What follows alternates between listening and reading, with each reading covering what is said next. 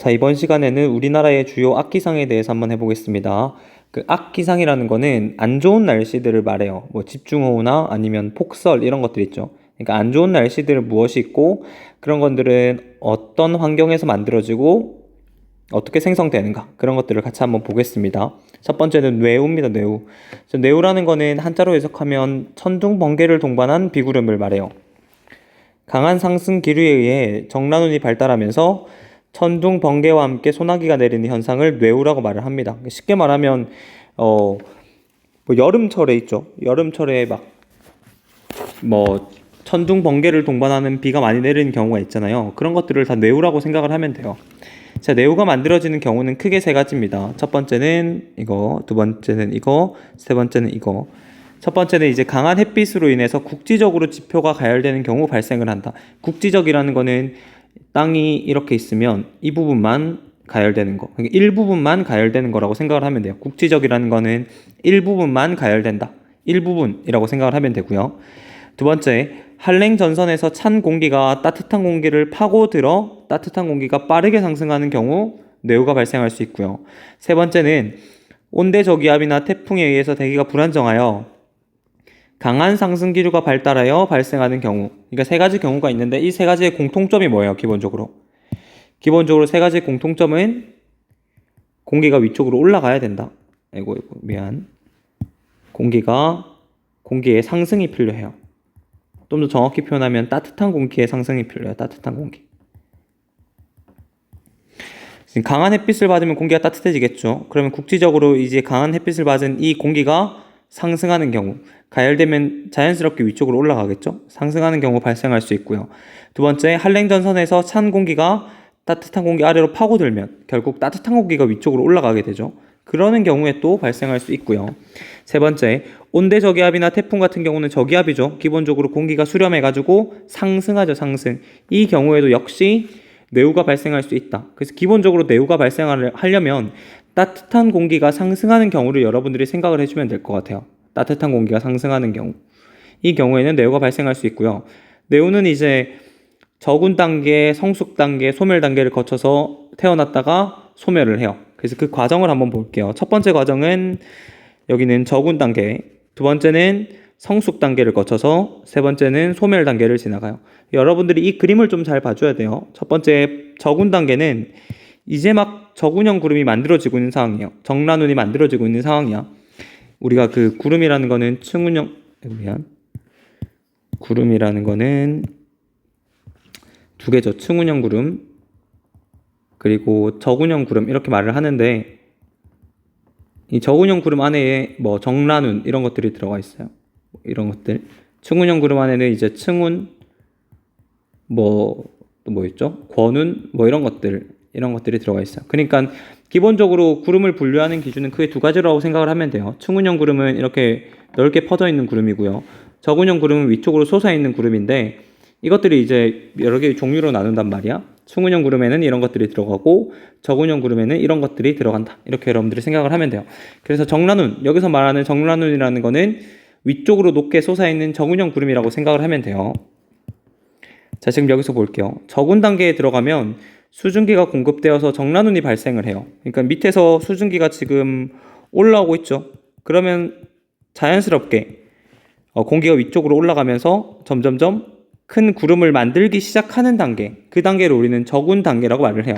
그래서 여기서는 지금 강수 현상이 발생하지 않아요. 공기가 기본적으로 다 위쪽으로 올라가고 있는 상황이기 때문에 밑으로 떨어지는 물줄기가 없는 거지. 그래서 강수 현상이 거의 발생하지 않고요.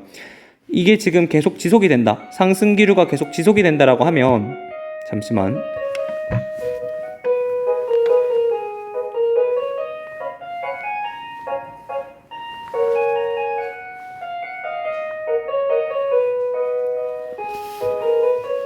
자, 해볼게요, 여러분. 자, 상승 기류가 계속 지속이 된다라고 하면 결국 구름이 이렇게 높게 성장하겠죠. 이렇게 높게 성장을 하면 이렇게 돼요. 이쪽 선생님 체크한 이 부분은 기본적으로 상승하는 기류가 나오고요. 이제 올라갔으니까 내려와야 되거든. 올라가면 이제 수증기가 위쪽으로 올라가는 거잖아요. 그러면 이제 수증기가 얼어서 물로 바뀌겠죠. 그럼 무거워질 거란 말이야. 그럼 당연히 떨어질 수밖에 없어요. 근데 그 떨어지는 부분이 이쪽이 돼요. 다시 말해서 올라가는, 상승하는 부분과 하강하는 부분이 지금 분리가 되어 있는 상황이죠. 이게 완전히 딱 분리되지는 않는데 조금 이제 구역은 나눠져 있다. 완전히 구역이 나눠져 있지는 않지만 어쨌든 자기만의 영역은 조금 있다. 이렇게 여러분들이 생각을 하고요. 자, 성숙 단계에 들어와요. 그럼 대륙권 계면까지 발달을 합니다. 다시 말해서 대륙권 꼭대기까지 발달을 해요.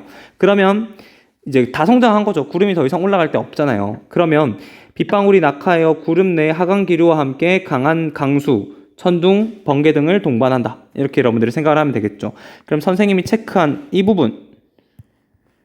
부분에 지금 비가 내리고 있다. 이렇게 여러분들이 생각하면 되겠죠. 지금 여기 색깔이 여기 상승하는 이 부분은 비가 안 내려요. 이 부분은 안 내리고요. 이렇게 떨어지는 이 부분에 지금 비가 지금 내리고 있을 겁니다.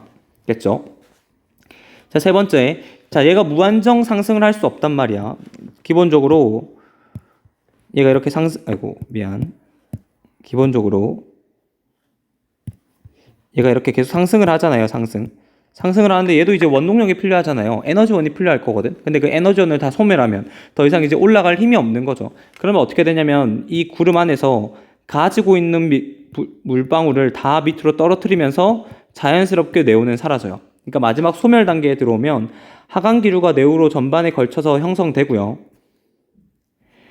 네오 전반에 다 하강 기류인 거예요. 그러면 전체적으로 다 비를 뿌리겠죠. 그래서 약한 비로 바뀌면서 점차 네오가 소멸한다. 이렇게 볼 수 있는 거죠. 그래서 비바람이 가장 강하다.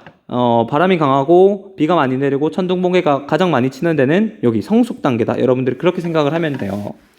그래서 뭐 조금 더 자세히 보면 이제 적은 단계에는 상승하는 기류밖에 없고요. 소멸 단계에는 하강하는 기류밖에 없고 성숙 단계는 상승과 하강이 구분되어 있다. 그렇게 여러분들이 생각을 하면 되겠죠. 두 번째로 갈게요. 두 번째는 국지성 호우. 우리가 쉽게 말하면 집중호우라고 말을 합니다. 자, 짧은 시간 동안 좁은 지역에서 많은 양의 비가 내리는 현상, 당연하죠. 1시간에 30mm 이상이거나 하루에 80mm 이상의 비가 내리는 경우를 집중호우라고 부르고요. 집중호우가 발생하는 경우는 밑에 있는 이거 한 가지. 이거. 강한 상승 기류에 의해서 형성된 정란운이 한 곳에 정체하여 비가 내리는 경우 발생할 수 있다. 한 곳에 정체하면 어떻게 돼요? 그 지역만 계속 비가 내리겠죠? 그러면 그때를 우리는 집중호우다. 이렇게 말을 할 수 있는 거죠. 세 번째로 갈게요. 세 번째는 폭설입니다. 눈이 많이 내리는 거 있죠? 폭설. 짧은 시간에 많은 양의 눈이 내리는 기상현상을 우리는 폭설이라고 말을 해요. 자, 폭설 같은 경우는 기본적으로 두 가지 경우를 봐요. 첫 번째는 이거, 두 번째는 이거. 첫 번째 같은 경우는 겨울철에 발달한 저기압이 통과하는 경우 발생할 수 있다. 우리나라 이렇게 있고요. 이렇게 저기압이 여기 있어요. 저기압이 우리나라에 이렇게 확 통과를 하면 어때요? 저기압은 기본적으로 저군형 구름을 가지고 있단 말이야. 그러니까 날씨가 흐릴 확률이 높겠죠. 그래서 흐린 상태에서 겨울철인데 날씨가 다시 할게. 겨울철인데 구름이 많은 저기압이 우리나라 쪽으로 온다? 그러면 우리나라에 폭설이 내릴 확률이 높아지겠죠. 됐죠, 여러분? 봐봐, 이렇게 선생님 이거를 설명하고 싶었어. 여기 저기압이고요. 둘 다 와요. 근데 위쪽은 겨울이고 아래쪽은 여름이야. 그럼 폭설은 언제 내리겠어요? 온다고 하더라도 겨울에 내리겠죠. 왜냐면 겨울은 추운 거예요. 그러니까 저기압은 기본적으로 공기가 수렴하면서 상승하기 때문에 구름이 많을 수밖에 없고 그 많은 구름이 우리나라 쪽으로 몰려온다고 생각을 하면 돼요. 근데 그때 여름인 경우에는 그 구름 안에 물방울 입자가 많을 거고요. 겨울일 때는 어때요? 겨울은 날씨가 더 추우니까 물방울보다는 얼음 입자가 더 많을 거란 말이야. 그래서 그 얼음 입자가 겨울에는 그 얼음 입자가 바닥으로 떨어지면서 폭설로 바뀌게 되는 거지. 여름에도 그만큼 수증기를 가지고 있긴 하지만 날씨가 따뜻하기 때문에 눈을 만들어낼 수가 없는 거지. 그래서 저기압이 온다고 하면 비가 많이 내릴 수는 있겠죠, 여름철에는. 그러나 겨울에는 폭설이 내릴 수도 있다. 그렇게 여러분들이 생각을 해줄게요. 두 번째, 시베리아 기단에 찬 공기가 남하하면서 서해상에 변질되어 발생한다. 이렇게 나와 있죠. 이건 우리가 지난번 기단에 변질해서 했었죠, 여러분. 우리나라 이렇게 있고요. 여기 시베리아 기단이 와요. 자, 시베리아 기단은 기본적으로 왼쪽 위에서 왔기 때문에 한랭하고요. 건조해요. 한랭한 거는 이제 고緯도에 있기 때문에 그렇고 건조한 거는 대륙이기 때문에 그래요. 근데 얘가 지금 우리나라 쪽으로 이렇게 내려온단 말이야. 우리나라 쪽으로 내려오면서 어디를 지나가냐면 여기 서해를 지나가죠. 자, 서해를 지나간다는 거 볼게요. 여기서 한랭 건조한 시베리아 기단이 이게 시베리아. 기단이 여기를 지나간다고 생각해 볼게. 여기 서해를 지나가요. 그럼 서해는 기본적으로 시베리아 기단에 비해서 비교적 따뜻하고요. 건조하지 않고 습연하죠. 수증기가 많아요. 그러면 위에 있는 시베리아 기단이 서해를 지나가면서 밑에서 따뜻한 공기 받죠. 그러면 따뜻한 공기도 받고 수증기도 받죠. 그러면 어떻게 돼요? 구름이 열받았으니까 위쪽으로 올라갈 거고 수증기도 많아져요. 그러면 우리나라에 도착했을 때는 여기에 폭설을 내리게 할 수 있다. 이렇게 볼 수 있는 거죠. 됐죠, 여러분? 원래는 한랭 건조한 시베리아 기단이 따뜻하고 수분한 따뜻하고 수분한 서해 지역을 지나가면서 밑으로부터 열과 수증기를 공급받게 됐고, 그 결과 한랭 건조하던 시베리아 기단이 저군형 구름의 형태로 바뀌어요. 저군형 구름. 그럼 얘가 우리나라에 왔네. 우리나라에 폭설이 내릴 수도 있다. 이렇게 보는 거죠. 자, 이 과정만큼이나 중요한 건 뭐냐면 선생님이 체크한 이 위성 영상이 중요해요. 이 위성 영상에서 이 부분이 지금 폭설이 내리고 있는 상황이란 말이야. 지금 이 형태 있죠. 이 약간 뭐라고 할까? 약간 뭐라고 해야 되죠? 이렇게 착착착착 이렇게 돼 있죠. 착착착착 이렇게. 우리나라가 이렇게 있고요. 이렇게 돼 있고, 얘가 지금 차차차차 이렇게 돼 있죠. 자, 이런 비구름, 이런 구름의 형태가 나타난다. 폭설이 내릴 확률이 높아져요. 그러니까 여러분들이 이 일기도, 이 위성 영상을 보고 이 위성 영상은 지금 폭설이 내리는 경우를 말하고 싶은 거네. 이렇게 여러분들이 생각을 할 수 있어야 돼요. 됐죠, 여러분? 이거는 폭설이 내리는 경우에 아주 특징적인 위성 영상이라고 여러분들이 생각을 하면 돼요. 그래서 이 그림은 여러분들이 외워둘 필요가 있다. 자, 네 번째로 갈게요. 네 번째는 강풍입니다. 강풍. 강풍, 말 그대로 바람이 세게 불면 돼요. 겨울철에 발달한 시베리아 기단의 영향을 받는 경우 발생할 수 있고요. 여름철이죠. 여름철에 태풍의 영향을 받는 경우 강풍이 발생할 수 있다. 넘어갈게요. 다섯 번째는 우박이에요. 얼음 결정 주위에 0도 이하의 차가운 물방울이 얼어붙어 땅 위로 떨어지는 얼음 덩어리를 우리는 우박이라고 말을 하고요. 기본적으로 정란운이 발생을 해야 돼요. 정란운. 왜 그런지 한번 볼게요. 층운형 구름에서 만들어질 수가 없어요. 여기가 땅이고요. 구름이 층운형 구름 하나가 있고 저군형 구름이 하나 있어요. 자, 우박이 되려면 기본적으로 온도가 낮아야 되죠. 자, 그런데 자, 여기도 여러분 수증기가 있고요. 여기도 수증기가 있어요. 근데 이 수증기가 얘는 해봤자 여기까지밖에 못 있는 거지. 근데 얘는 위로 올라갈 수가 있네. 올라가면 어떻게 돼요? 이쯤에 오면 수증기가 물이나 얼음으로 바뀔 수 있겠죠. 왜냐면 지금 땅이 따뜻하고 땅으로부터 멀어질수록 점점 차가워지는 거니까 수증기가 위로 올라갈수록 물이나 얼음으로 바뀔 확률이 높아져요. 그렇기 때문에 기본적으로 우박이 발생하려면 구름의 형태가 저군형 구름이 돼야 된다. 저군형 구름. 추군형 구름에서는 발생할 수가 없는 상황인 거죠.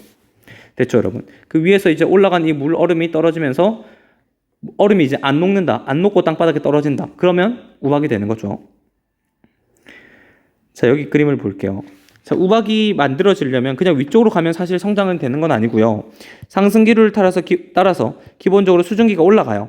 올라가서 얘가 오르락 내리락을 반복하면서 점점점 큰 이제 얼음 결정으로 성장을 하고요. 그때 성장한 얼음 결정이 다시 밑으로 떨어지는데 땅바닥까지 녹지 않는다. 그러면 우박이 돼요. 자, 여기서 한번 볼게요. 날씨가 매우 추운 겨울에는 상승기류가 잘 발달하지 않으며 날씨가 매우 더운 여름에는 우박이 떨어지는 동안 노가 없어지기 때문에 우박이 잘 발생하지 않는다. 다시 말해서 상승기류가 잘 발달하려면 어떻게 해요? 지금 기본적으로 지표면이 따뜻해야겠죠. 따뜻해야만 공기가 위쪽으로 올라간다는 거, 공기가 위로 올라간다는 거 우리는 상승기류라고 말을 하거든요. 기본적으로 겨울철에는 땅바닥이 너무 차가우니까 상승기류가 잘 발달하지 않아요. 그래서 정란운 자체가 잘 만들어지지 않기 때문에 우박이 잘 만들어지지 않아요. 반대로 너무 더운 여름은 어때요? 상승기류는 잘 만들어져요. 왜냐면 따뜻하니까 계속 공기가 위쪽으로 올라갈 거란 말이야. 그런데 얘들이 얼음 결정이 돼서 떨어지는 동안 다 녹아 없어지겠지. 너무 따뜻하기 때문에. 그렇기 때문에 우박 같은 경우는 겨울, 여름만 아니면 돼요. 그러니까 너무 한여름, 너무 한겨울만 아니면 내릴 수가 있어. 보통 이제 봄이나 가을을 보통 말을 하는데 너무 한여름, 너무 한겨울만 아니면 내릴 수가 있어요. 두 번째는 이제 우박이 성장하는 과정을 설명을 한 건데, 우박은 정란운 내에서 강한 상승 기류를 타고 상승과 하강을 반복하면서 성장을 한다. 아까 말한 것처럼 여러분 빨간색 말한 것처럼 이거 중요하다고 빨간색이 아니야. 잘 보이려고 빨간색이야. 얘가 상승을 하죠. 상승을 해서 바로 그냥 얼음이 되는 게 아니라 여기서 지금 0도 여기 적혀 있잖아. 0도 이하면 어떻게 해요? 0도 이하면 물이 얼어버리겠지. 그러니까 0도 위에서 얘가 지금 오르락 내리락 내리락을 반복하면서 얼음이 점점 크게 성장을 하고요. 그럼 얼음이 크게 성장하면 어떻게 해요? 무거워지겠죠. 그럼 얘가 밑으로 떨어지는 거야. 그때 떨어지는데 아까 말했지만 바닥에 닿았을 때 얘가 완전 녹지 않고 얼음 결정으로 떨어진다. 우박이라고 불러요. 됐죠? 그런 경우 우박이라고 말을 하고요. 마지막 황사입니다. 황사. 자, 황사는 발원지에서 강한 바람이 불어 상공으로 올라간 다음 다량의 모래먼지가 상층의 편서풍을 타고 멀리까지 날아가서 서서히 내려오는 현상을 우리는 황사라고 말을 해요. 황사는 주로 언제 만들어지죠? 봄, 여름, 가을, 겨울? 주로 봄이죠. 왜냐면 한번 볼게요. 우리나라가 여기 있잖아요. 우리나라가. 근데 만들어지는 데는 여기란 말이야. 근데 여기 이 지역에서 겨울이면 어떻게 해요? 모래가 지금 다 얼어져 있겠죠. 그렇기 때문에 황사가 잘 발생하지 않아요. 그래서 겨울철이 지나고 토양이 점점 녹기 시작해. 그러면 이제 얼어있던 땅들이 녹기 시작하죠. 그러면 모래먼지가 발생할 수 있고 걔들이 편서풍을 따라 우리나라 쪽으로 이렇게 와요. 편서풍을 따라 이렇게 와요. 됐죠, 여러분? 그러니까 우리나라 입장에서 봤을 때 봄쯤에 황사가 발생할 수 있는 거죠. 여기서 중요한 거는 편서풍과 봄이죠. 봄에 편서풍을 타고 우리나라한테 넘어온다. 됐죠, 여러분? 오케이, 오늘은 여기까지 하겠습니다. 나머지는 여러분들 한번 공부해보고요. 고생했습니다.